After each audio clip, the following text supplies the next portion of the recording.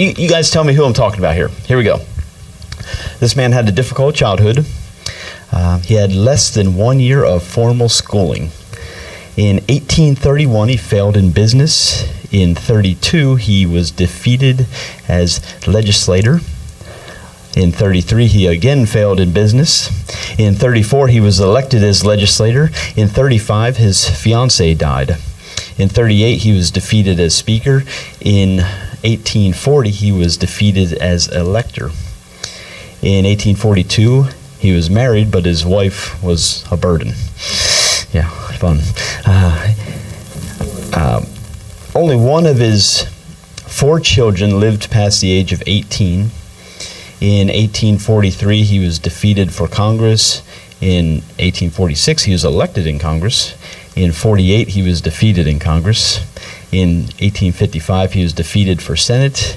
In 56, he was defeated for Vice President. In 58, he was defeated for Senate. That's a lot of defeats. But in 1860, he was elected President of the United States. Very good, very good. Okay.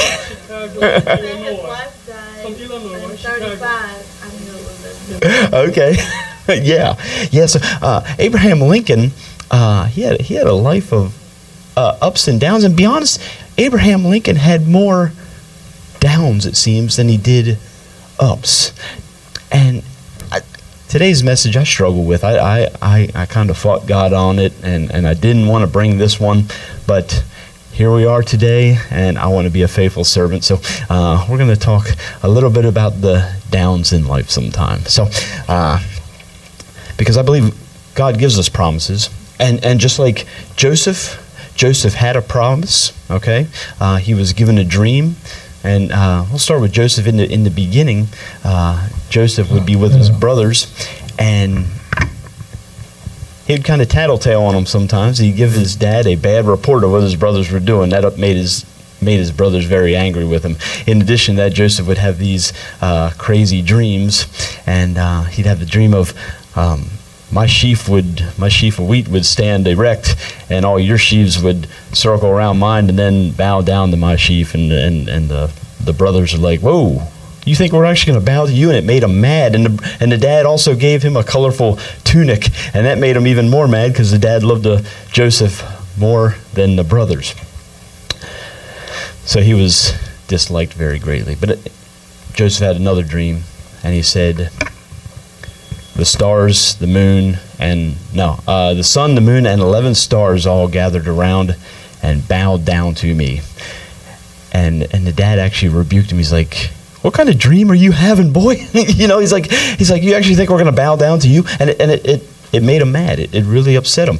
I look at that scripture, and I see Joseph. He was young. He was a tattletale, but he was kind of he's a blabbermouth braggart. I mean, something would happen in his life, and he'd run his mouth without much discernment. It wasn't good, But if we skip a couple chapters down, we find that Joseph meets his brothers again after he has great trials and tribulations. We know he goes to jail. He gets sold as a slave, false accusation, goes to jail, mistreated wrongly. But when he comes out on the other end, he's very disciplined. He meets his brothers again.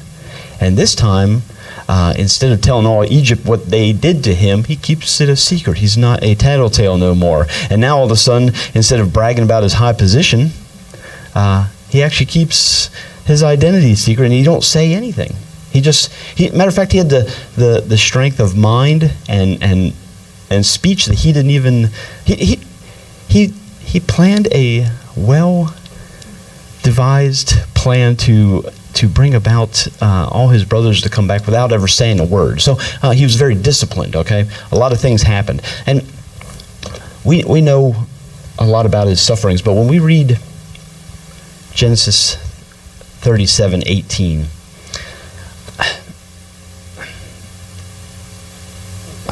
37:15. I'm sorry.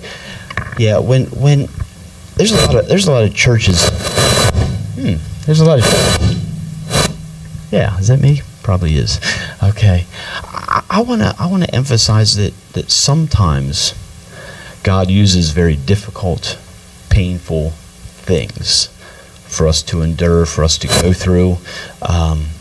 And matter of fact, I believe he actually orchestrates such things. I know there's a lot of people who say, no, God only does all these wonderful, fluffy, feel-good things. Now, I believe each and every one of us needs discernment, because there's times where hard times come, and God actually orchestrates hard, difficult times, painful times. And there's other times where God protects us because he wants to bless us, he wants to give us good things, but he cares about character, right? And he wants us to give us good things, but a lot of times hard things help our character, okay? So there's times where God will protect us, there's times God will, Pastor Wander says God will actually hurt us, you know?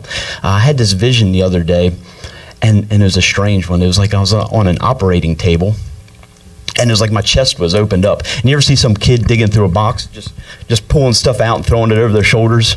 I had this vision of God actually doing this to me. He's pulling out old plumbing and all kinds of junk out of my chest. And I was like, what kind of weird vision is this?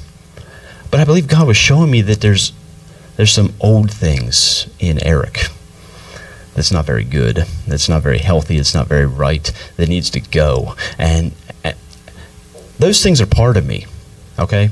And God won't often make me change just like that. He won't do that. He has a great plan for me, he has a great plan for you, but he won't just make you this awesome individual who can receive all this stuff. A lot of times he has to help you get rid of that stuff. Joseph's pain, Joseph's suffering, Joseph's torment, Joseph's hell, Abraham Lincoln's torment and hell, I believe were divinely orchestrated for a purpose. And you know, there's times we fight it, we say, oh, that's the devil, that's wrong, that's not good. But there's times God is using hard, difficult, very, very difficult, painful things. He's ripping the old plumbing out of our chest because he wants to put new in. And I just feel like with faith, you know, I heard a statement, bitter or better. Such a simple statement. When we go through hell on earth, I believe if we get bitter about it, I believe we're closing our heart to what the good things God can do. But if we stay humble, trusting, I believe God can do amazing things with even torment and pain. So I want to close before I open it up to discussion. Psalm 37. I'm just going to read 1 through 7. Talks about evildoers and why they prosper sometimes. But God just tells us, just wait. Just wait. Okay, he says, do not fret because of evildoers. Do not be envious towards wrongdoers, for they will wither quickly like the grass and fade like the green herb.